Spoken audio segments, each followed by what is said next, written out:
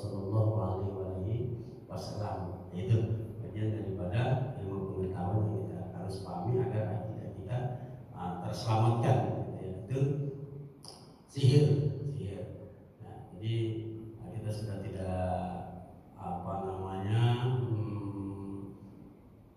sudah tidak silau lagi dengan keistimewaan bagi orang yang tidak melakukan taat kepada kepala dan rasulnya, tapi mempunyai berbagai macam kelebihan, gitu kan? Nah itu mereka yaitu bersekutu dengan jin dan sihir, dan mereka itu istidrak, diulur dari Allah Subhanahu wa Ta'ala. Hatta kila fi syarih hadzal hadis, dikatakan di dalam syarah hadis ini, ya. Nah ini kalau mau buktiin kehebatan Al-Quran boleh sekali-sekali. Innal ja'i'a idza qara'aha bi huduril qalbi asba'ahu Allah min fadlihi. Innal ja'i'a, sesungguhnya orang-orang yang sedang merasakan lapar, idza qara'aha, takala dia membaca surat Yasin bi huduril qalbi, dengan hudur hati, dengan penuh keyakinan daripada khususiat surah Yasin, keistimewaan surah Yasin yang Allah berikan, asba'allahu min fadlihi, maka Allah mencukupkan, mengenyangkan, tidak ada terasa lapar, min fadlihi, karena dari keutamaan surah Yasin. Wa in qara'aha, dan barang siapa yang membaca surah Yasin khaifu, dalam keadaan takut, ya namanya manusia terkadang kan hal takut itu selalu menghantui, ya, gitu. Berbagai macam hal, ya, ada aja gitu rasa kekhawatiran, rasa takut kita. Alhamdulillah Ta'ala khazanahu wa khawfahu, ya. Jadi mengangkat Allah Subhanahu wa Ta'ala dari rasa takutnya, dari rasa sedihnya, ya. Makanya kita bersyukurlah sebagai umat Nabi Muhammad SAW yang diberikan banyak keistimewaan, banyak keutamaan. Yang penting konsekuensinya kita mau melaksanakan dan mempunyai satu keyakinan, ya. Wa in qara'ahal faqiru khalasa min dainihi, dan siapa yang baca surat Yasin dalam keadaan fakir, ya, khalasa min dainihi, maka lepas dia selamat min dainihi, dari kefakirannya, dari hutangnya. Dan itu hutang, ya, banyak hutang, baca surat Yasin, ya. Wa idza qara'aha dzul hajati qadallahu ta'ala hajatahu, barang siapa yang membaca surat Yasin yang mempunyai hajat qadallahu ta'ala, maka Allah akan kabulkan hajatnya, hajatahu, ya, hajatahu. Namun kalau terkait kaifiat khususiyat ini, kita harus tahu kaifiatnya. Jadi tidak sebatas kita mendapatkan pahala. Terkadang begini Pak, mohon maaf, karena ilmu pengetahuannya kurang. Wah, Al-Quran luar biasa, sangat istimewa, ya, khususiyatnya banyak yang baru dijelaskan dari kuliah subuh ini. Tapi kalau kita baca nggak ada perubahan, gampang-gampang, karena nggak ada kaifiatnya. Tidak ada yang memberikan bimbingan, arahan, petunjuk cara membacanya. Nah itulah pentingnya sangat keilmuan kita berguru. Baca cuma sekedar dapat pahala, tapi khususnya tidak ada. Nah maka dari situ dijelaskanlah khususiat daripada surah Yasin harus mempunyai kaifiat. Bagaimana cara membacanya, ya tergantung daripada hal yang kita dapat dari sanad keilmuan kita. Jadi sekalian saya jajakan kepada bapak semua yang ada di sini untuk membaca surah Yasin yang saya dapat ijazah dari guru saya mengenai Hidayatullah bin Muawiyani, Yasin wal Qur'anil Hakim. Terus baca. Ketika kita menemukan lafaz mubin, ya, mubin, ya, innahu lakum aduwwun mubin, dan situ berhenti sesaat, mohon kepada Allah. Nanti kita setelah itu kita baca lagi ada lafaz mubin lagi, berhenti lagi sesaat, kita mohon lagi kepada Allah. Terus baca lagi, ada di surah Yasin secara keseluruhan kalimat mubin itu ada 7, ya. Nah, wassalamun qala mir rabbir rahim, salamun qala mir rabbim, salamun qala mir rabbir rahim, baca juga 7 kali, 7 kali kan, ya. Kita mohon apa aja hajat kita kan banyak, ya.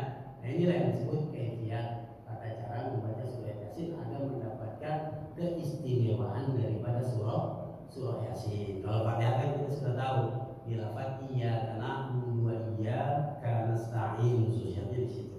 Ya. Itu surah Yasin khususnya.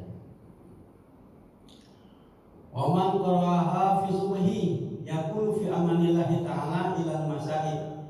Oman qara'aha barang siapa yang membaca surah Yasin fi subhi pada waktu subuh yaqulu fi amanillah, maka ada di dalam perlindungan Allah ilal masaid sampai sore. Oh, Masya Allah. Jadi habis subuh jangan tidur lagi kalau nggak terpaksa banget ya, kecuali sakit terpaksa banget. Karena kalau tidur setelah subuh itu mewaris fakir harta, fakir ilmu, fakir hati, waduh rusak, kacau. Kalau kita setiap subuh tidur, pokoknya cari kegiatan apa aja gitu, terkecuali memang kondisi tidak memungkinkan istirahat. Ya kita ada. Lebih baik kita baca Yasin dalam perlindungan Allah sampai sore. Wa fi baldatin idza tuliyat usirat rafallahu ta'ala nubul bala wa qahta wal bala wa ta'un wal waba wal maradu bihurmatiha. Ya. Dan di dalam tegasnya ini surah Yasin mempunyai khususiyat di suatu lingkungan apabila dibacakan surat Yasin atau ditafsirkan dikaji.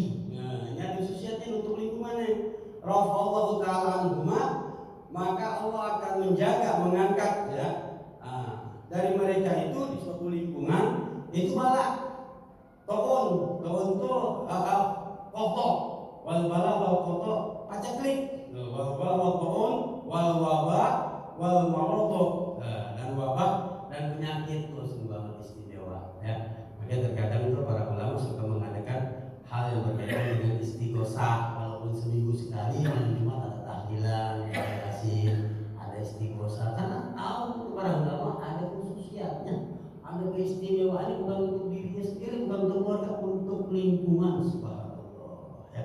Karena daripada keistimewaan Al-Quran gitu ya. Bihurmatiha dengan daripada kemuliaannya surah Yasin. Oman qara'a fil laili yakunu ahluhu fi amanillah. Dan barang siapa membaca di malam hari yakunu ahluhu, maka ada keluarganya itu fi amanillah, dalam lindungan Allah. Kalau kita baca surah Yasin pada maghrib atau pada isya atau malam ya sebelum kita tidur, ahluhu maka keluarga kita fi amanillah, di dalam penjagaan Allah Subhanahu wa taala illa subhi, sampai subuh gitu. Sampai subuh. Nah, ini kan kita ketika di bulan Ramadan ya, banyak hal kebaikan yang kita kerjakan, banyak hal kebaikan yang kita lakukan, yang kita laksanakan. Di antaranya adalah gemar membaca Al-Quran begitu ya. Terus lagi juga ibadahnya juga begitu, sholatnya ya, bukan sholat tarawih itu sampai qiyamul lail, belum lagi sedekahnya kan begitu. Nah, masuk bulan Syawal, kegiatan-kegiatan yang biasa kita lakukan, yang kita kerjakan, dan mudah-mudahan dengan mendapatkan penjelasan khususiyat daripada Al-Quran ini ya, kita tetap bisa menjaga perilaku aktivitas kita di bulan Ramadan tersebut, agar bagaimana ketakwaan kita ini kualitasnya senantiasa meningkat gitu ya. Dan untuk mengetahui daripada hal hasil baik atau tidak baiknya ketika kita melaksanakan puasa di bulan Ramadan, kebaikan-kebaikan di bulan Ramadan, kita lihat bulan Syawal. Kan rukun Islam ada 5. Kita ada yang kelima itu wahidul bait man istata'a ilaihi sabila, pergi haji ya bagi yang mampu ya, umroh ya bagi yang sudah mampu, keduanya wajib. Man bagi yang umroh masih wajib haji, kalau sudah haji tidak lagi wajib umroh. Umroh itu sunnah muakkadah, seumur hidup sekali harus ya. Kan ada pengertian sering kita dengar haji mabrur, haji makbul, umroh yang mabrur, umroh yang makbul. Tandanya apa sih? Ba'daha khairun minhu ma qablaha. Jadi setelahnya itu dia lebih baik dari sebelumnya. Itu mabrur, itu makbul, diterima oleh Allah Subhanahu wa taala haji dan umroh. Begitu pula kita ketika di bulan suci Ramadan, mau tahu makbul atau mabrurnya atau tidaknya, dia di bulan Syawal gitu. bada khairun minhu qabla atau tidak nih? Gitu. Lebih bagus atau lebih menurun? Atau minimal standar kita jaga tuh. Ya, belum masuk Ramadan kan kita biasanya pasti itu masuk Ramadan kan semangat. Ya, rajin betul meningkat. Nah di bulan Syawal itu kita jaga. Nah ini lah yang disebut Ramadannya makbul. Ramadannya mabrur. Tapi kalau seumpamanya malah menurun, wallahu a'lam bishawab, kan begitu. Ya, jadi ada ciri mabrur di bulan Ramadan masuk di bulan Syawal itu ada 4. Yang pertama, rajinun fil thalabil ilmi, rajin menuntut ilmu. Jadi bapak-bapak, ibu-ibu yang ada di sini semua, ini udah kelihatan nih makbul. Amin ya rabbal mabrur. Amin ya rabbal alamin, karena sudah kelihatan masih rajin istiqomah di dalam menuntut ilmu. Terus yang kedua itu muhafazatus sholat wa sholatil khamsi, senantiasa menjaga sholat yang 5 waktu gitu. Ya, jadi setelah Ramadan masih tetap dia melaksanakan kewajibannya. Terus yang ketiga tilawatul Quran, senantiasa membaca Al-Quran. Yang keempat itu waqasratus shadaqah, senantiasa memperbanyak sedekah. Nah itu bagian daripada makbulnya ketika kita di bulan Ramadan menambah daripada kualitas iman dan takwa kita di bulan Syawal. Nah, apalagi sekarang ini ada khususiyatnya nih bagi orang-orang yang sibuk, jangan sampai tidak, walaupun hanya surah Yasin dibaca, gitu ya.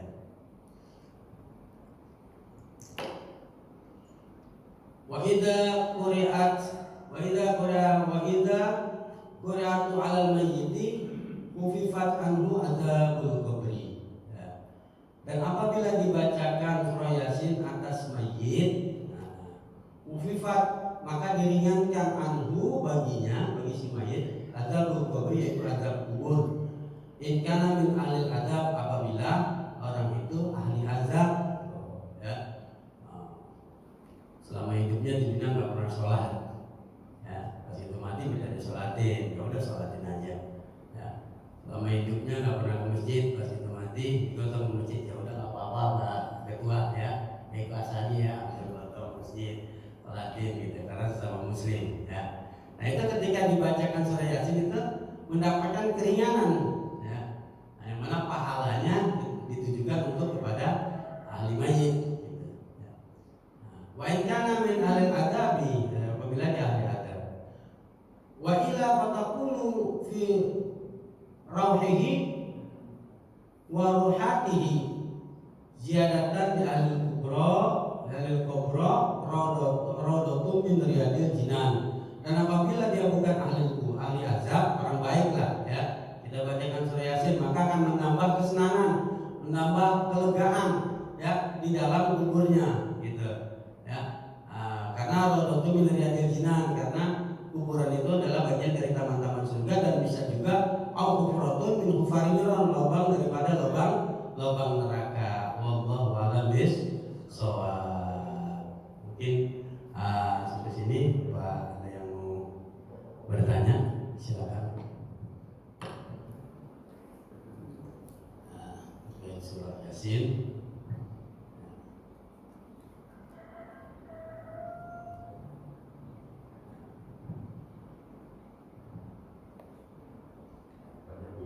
Boleh, Pak. Pada saat setelah umur dibacakan surat Yasin, banyak ustaz mengatakan akan kehilangan.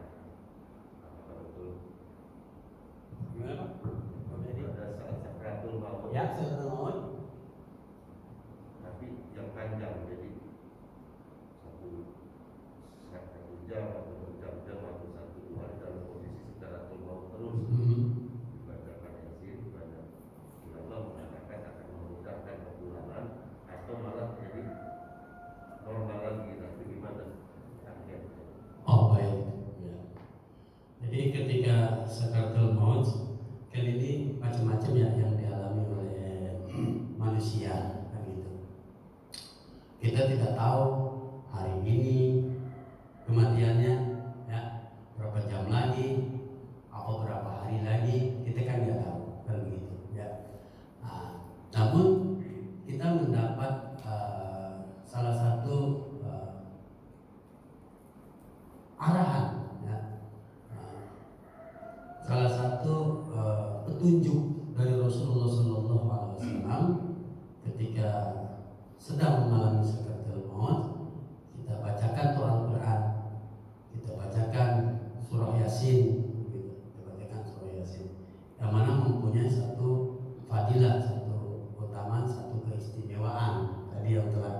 dijelaskan, ya. Dijelaskan. Seandainya memang masih belum juga meninggal, ya kan? Nah, di balik kejadian itu ada hal sesuatu yang istimewa yang Allah berikan, ya, untuk keduanya, untuk kedua belah pihak, terutama bagi yang sakaratul maut, ya. Bagi yang sakaratul maut, ya, Allah berikan keistimewaan apabila sebelum meninggal mengalami sakaratul maut, mengalami sakit, ya, maka menjadi wasilah terampuninya dosanya. Itu yang pertama, ya. Nah, kita tetap minta sehat, ya, tapi ketika kita dikasih sakit, apalagi sakaratul mautnya agak panjang, ya udah kita terima, karena itu ada keistimewaan menjadi wasilah diampuni dosa. Rasulullah kalau umpamanya boleh minta sakit, tapi nggak boleh Rasulullah tetap minta sehat, karena Rasulullah tahu fadilah dan keutamaan sakit, kan begitu, ya. Udah bacain aja terus. Nah, bagi apa disebutnya ahlul musibah, bagi keluarga yang mengalami tentang kondisi keluarganya, ya, atau saudaranya yang sudah mengalami sakaratul maut, sampai sejauh mana sih kesabarannya, gitu, ya, sampai sejauh mana keikhlasannya, gitu, di dalam menjalani suatu kewajiban, ya, untuk senantiasa tetap membimbing orang yang sedang sakaratul maut ini, gitu, ya. Jadi ada keuntungan di kedua belah pihak, Nah, makanya terkadang Rasulullah itu memberikan beberapa tips, ya, untuk, ya, mau panjang mau cepat kan begitu, ya, itu kita ketahui seperti tadi susunannya, sanadnya nyampe ke bawah guru kita. Ada yang membacakan surah apa tuh, law anzalna hadzal qur'ana ala jabalin la ra'aytahu khashi'an mutasaddian min khasyiatillah wa tilkal amsalu nadribuha lin-nasi la'allahum yatafakkarun, sampai akhir ketika orang surah maut, gitu kan. Ya Allah ya Rabb, minta tetap yang terbaik sama Allah. Apalagi orang tua kita sakit, jangan minta buru-buru diambil, nggak boleh. Kan ada ya orang yang nggak sabar ya Pak ya, Pak Ketua ya. Orang tua sakit, aduh alasannya kesian kalau kelamaan. Dia nggak tahu semakin lama semakin istimewa ini anak. Merawat orang tuanya yang begitu, dia kan semakin mulia ini anak, kan begitu. Minta yang terbaik ya Allah, berikan yang terbaik. Ya, husnul khotimah. Gitu. Jangan minta ya Allah kesian, cabut aja umur ya Allah. Itu mereka paham kan. Boleh. Pokoknya minta tetap yang terbaik sama Allah Subhanahu wa Ta'ala. Banyak ngomong begitu Pak. Ya. Udah nggak kuat, ya udah capek, wah udah habis, ya kan, udah habis apa segala macam gitu kan, nggak kunjung sembuh gitu kan. Nah, tapi kalau kita tahu keistimewaannya, udah kita mah subhanallah, udah kita terima. Justru disinilah keistimewaan yang kita dapat begitu. Nah, jadi ada keuntungan di kedua belah pihak. Terus hanya dibimbing. Nah itu nanti sesuai dengan amal perbuatan, ya, sesuai dengan amal perbuatan.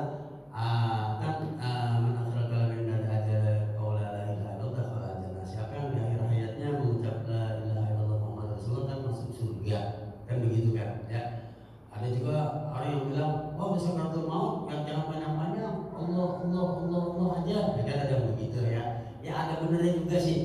Ya, yang penting pokoknya kalimat-kalimat itu thayyibah tuh, karena orang walaupun sedang tidak sadarkan diri sakaratul maut bagaimana, secara rohaninya masih hidup dan masih mendengar Pak. Pasti itu, pasti masih mendengar gitu secara roh gitu. Maka terus kita bimbing, ya, terus kita bacakan gitu. Yang tadi dihadiri oleh malaikat untuk senantiasa memintakan ampun untuk kedua belah pihak. Nah, inilah keuntungannya umat Nabi Muhammad, banyak fadilahnya, banyak utamaannya, orang pilihan kok, ya. Nah, tadi itu dipilih jadi shodiqin. Setelah shodiqin udah stop ketemu mentok tuh, dipilih lagi sama Allah, ya, para nabi, ya, maksudnya diangkat derajatnya ke nabi. Nah, nabi ini jumlahnya 124.000, ya, terseleksi lagi dari 124.000 menjadi 313. Dalam kitab Fathul Mu'in ada yang menyatakan 315. Terseleksi lagi 25 nabi yang wajib kita ketahui, kan begitu. Dari 25 nabi terseleksi lagi hanya 5 nabi, yaitu ulul azmi, Nabi Muhammad, Nabi Ibrahim, Nabi the best, satu yaitu baginda kita Nabi Muhammad Sallallahu Alaihi Wasallam. Jadi kita umat yang istimewa, yang terseleksi, yang terpilih. Nabi kita pun seperti itu, Nabi yang terpilih kan begitu. Makanya banyak keutamaan, banyak keistimewaan. Makanya wajar kalau Rasulullah menyampaikan umat kita falajana, semua umat itu pasti masuk surga. Udah aman dah, Bismillah. Banyak keistimewaan, banyak keutamaan. Gitu. Begitu ketua, semoga dapat dipahami. Baik. Ada lagi, Bapak silakan. Baik. Kalau kita ingat banyak orang ziarah ke kuburan itu di kuburan baca Yasin kan? Ya. Tapi saya dengar katanya sebenarnya Yasin itu jangan dibacakan di kuburan, di rumah aja. Ya. Itu pendapat Ustaz gimana? Baik. Kalau mau ada pendapat begitu ya nggak apa-apa, silakan. Tapi kita pendapat baca di kuburan boleh, ikutin baca di kuburan boleh. Jadi gini, ada beberapa sudut pandang ya, persepsi yang memang sangat berbeda-beda, tapi semuanya mempunyai konsep yang dapat dipertanggungjawabkan argumentasinya, kan begitu. Nah disinilah pentingnya kita konsekuen bersama keilmuan kita agar kita mempunyai satu pendirian. Kan ada 4 mazhab, Imam Syafi'i, Imam Maliki, Imam Hambali, Imam Hanafi. Pada umumnya di Indonesia ini bermazhabkan Imam Syafi'i. Boleh suatu saat supaya menyelenggarkan ujian kita memakai mazhab Imam Hambal atau Imam Malik, gitu kan? Seperti kita ke Mekah, ya, langsung menjalankan tawaf, ya. Yang lebih bagus itu jangan kayak Imam Hanafi, Imam Malik, kita langsung dari cara wudhunya, dari cara pembatalannya kita taklid. Jadi walaupun bersentuhan dengan istri, kita tidak batal. Kita jangan nih, kalau istri nggak bersentuhan, pasti sama orang kita. Kan kalau tawaf perlu wajib punya wudhu, nggak punya wudhu nggak sah tawafnya. Nah sekarang bagaimana caranya kalau semuanya menjaga wudhu nggak bakalan bisa, kan begitu. Jadi semua argumentasi benar. Mereka menyatakan itu mempunyai argumentasi, dikhawatirkan orang yang ziarah ini nanti salah pemahaman, bukannya mendoakan malah meminta, kan begitu. Ya anggapannya udah argumentasinya benar. Tapi kita mempunyai sangat keilmuan yang memang dapat dipertanggungjawabkan bahwa kita mengirimkan doa, ya, untuk ahli kubur yang sehingga kuburan itu menjadi suatu taman-taman surga daripada fadilah keutamaan keistimewaan kita membaca surah Yasin atau surat lainnya, gitu. Sebab orang di alam kubur itu mereka hidup, Pak, gitu. Apalagi orang-orang yang sangat istimewa dalam Al-Quran, wala taqulu liman yuqalu fi sabilillahi amwat bal ahya walakin la tashurun. Jangan pernah sekali-kali kamu mengatakan mati kepada orang-orang yang berjuang di jalanku. Bal ahya itu firman Allah. Bahkan kalian harus mengatakan mereka itu hidup. Walakin la tashurun, tapi kalian tidak mengetahui kehidupan mereka. Mereka sudah mendapatkan kenikmatan dari Allah Subhanahu wa taala.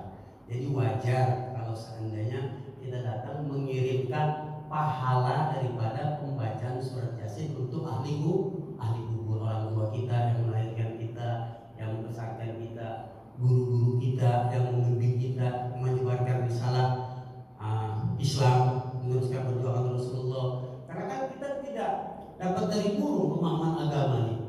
Ini kan dari hasil perjuangan dari Rasulullah, sahabat, terus nabi-nabi sampai ke guru-guru kita, Pak, sehingga sampai kepada kita, bukan dari guru. Jadi wajar kalau kita berterima kasih, kita datengin, ya kan, terus kita kirimin pahala daripada Fatihah atau ya atas sampai tidak yakin, sampai hakul yakin, sampai kalau nggak sampai yang bilang begitu mati dulu, kita baca nanti Fatihah atau Yasin. Kalau nggak sampai boleh hidup lagi komplit. Itu aja jawabannya. Ya, jadi ketemu, Pak. Kalau kita perdebatan nggak bakalan ketemu, gitu. Sampai yakin. Kalau mau tahu keyakinannya udah mati dulu kamu. Saya baca Fatihah, saya baca Yasin, kalau nggak sampai bangun lagi komplit sama saya gitu. Paham Pak ya? Terusin aja baca. Manjara aliman tak berjaroni, siapa yang berjara ke alim ulama sama juga dia berjara kepadaku. Makanya kan ada tuh dalam satu majelis taklim para wali semua, ya. Nah itu boleh, Pak, gitu. Ya sama juga berjara kepada Nabi, karena itu mereka yang meneruskan stafet perjuangan Rasulullah. Kalau nggak karena mereka, kalau cuma sekarang main apa? Khotib Jumat kelar 15 menit dapat dapat bisa. Kajian begini dapat bisa. Kajian Maulid dapat besek, dapat segala macam, Pak. Coba zaman-zaman dulu kita, masya Allah, intimidasi, ya, dari orang-orang kafir, ya, belum lagi ancaman, Pak. Nyawa dulu tanduk di dalam menyebarkan syiar agama Islam. Tapi sampailah kepada kita sehingga kita bisa tidur dengan nyenyak, makan dengan enak, bisa nyaman. Kan wajar kalau kita berterima kasih kepada mereka gitu Pak. Itu secara logika dia. Apalagi kalau dijelaskan secara khususiat dan keistimewaannya. Jadi pandangan mereka lebih tajam daripada pandangan orang yang masih hidup walaupun dia wali. Doa mereka lebih dasar 40 kali mustajabah ketimbang orang yang masih hidup walaupun dia wali. Karena dia masih tinggal di dunia, masih terhijab. Tapi mereka yang sudah kembali ke hadirat Allah, rahmat Allah, sudah tidak ada hijab. Jadi luar biasa. Jadi harus dengan iman. Kalau dengan fikir nggak ketemu. Jadi yang mana harus didahulukan dengan iman, yang mana harus didahulukan dengan fikir, kita harus bisa menempatkan. Kalau kita cari ujungnya nggak ketemu. Kalau dengan iman kita harus logikakan, dengan pikiran kita nggak ketemu. Begitu Pak. Mudah-mudahan paham ya. Terusin aja. Bismillah. Ada lagi? Cukup? Ya boleh satu. Saya minum dulu ya. Udah nggak puasa ya. Ada yang puasa soal minta maaf. Silakan. Jadi di Indonesia ini kan masih banyak kekurangan tentang adab-adab itu. Salah satunya tadi yang disebutkan tidak boleh kencing di bawah pohon atau batu. Nah, seperti yang sering terjadi di bulan Syawal ataupun menjelang Ramadan ataupun bulan Syawal, orang pergi pulang kampung, macet nih, nggak di toilet. Ya kan di pinggiran tol itu ada kencing kan. Nah, mereka biasa menyebutkan misimbah gitu. Kan gitu kan. Jadi ataupun masuk ke tempat-tempat yang rumah kosong gitu kan, misimbah gitu kan. Takut balak gitu kan. Ini yang sudah terjadi pada kita lah. Apa sebaiknya yang harus dibaca untuk kita semuanya, jadi yang tidak gagal paham. Mungkin itu aja. Bagus, ini bagus pertanyaan Bapak. Ini sering terjadi hal-hal berkaitan dengan buang air kecil diri, ya. Baik dalam keadaan urgen ataupun tidak. Ya, Rasulullah tidak menganjurkan, karena itu nanti akan menjadi penyakit. Rasulullah menganjurkan apabila kita buang air kecil, kita jongkok, kaki kita naik sebelah, setelah selesai kita istibro, berdeham, sambil kita urut di bawah zakar kita. Supaya tidak kena hernia, ya, dan menyakitkan gitu. Nah kalau kencing berdiri itu, yaitu nanti akan hal terjadi cepat datangnya sumber penyakit. Ya apa yang Rasulullah perintahkan itu istimewa, luar biasa buat kita. Kita harus turutin, karena itu berdasarkan wahyu semua. Sekarang bagaimana dalam keadaan darurat, yang seperti tadi Pak Ustadz Gubur bilang, pulang kampung, ya kan, jalan nggak kuat, ya dimaklum kalau dalam keadaan darurat mah. Cuma nanti setelah kita sampai itu, ya kita usahakan jongkok lagi, kita tarik lagi Pak, karena masih ada sisa-sisa gitu ya. Makanya kalau kencing berdiri itu dikhawatirkan memang itu sudah hampir secara keseluruhan ya tidak menjamin kesucian. Karena Rasulullah ketika jalan bersama sahabat, pas kita melewati satu kuburan, Rasulullah langsung menghampiri kuburan, menancapi pohon yang basah, ya kan? Berdoa Rasulullah sampai sahabat nanya, apa yang kau lakukan Rasulullah? Aku melihat ini ahli ibadah tapi dalam keadaan siksa. Kenapa ahli ibadah dapat siksa Rasulullah? Karena kencingnya nggak bersih, suka itu kan cipratan kan begitu ya. Ini kalau dalam keadaan darurat masih bisa dimaklum, Tapi kalau pada kita nih, apalagi yang sudah jadi imam, jangan Pak, nanti pertanggung jawabannya bagaimana nanti di hadapan Allah. Jadi cara Rasulullah kan begitu. Ya, ditarik. Nah terkait tempat-tempat pohon ya di pinggir jalan, di rumah, jangan biasakan seperti orang muda, orang kemuju, bang Bismillah. Dia nggak dengar Pak. Jin tuh nggak bisa ngedengar ketika kita kalam bahasa Indonesia, mau kalam Jawa, mau kalam orang Sumatera, mau kalam orang Betawi, dia nggak dengar Pak. Tapi kalau kalam daripada Al-Quran itu benar, itu dasarnya Al-Quran, sungguh amat luar biasa. Yang kita baca Allahumma inni a'udzubika minal khubuthi khubuthi wal khaba'ith gitu. Jadi jangan numpang-numpang. Nanti dikasih tahu tuh teman kita, sahabat kita, ya orang dulu kan begitu kan, numpang.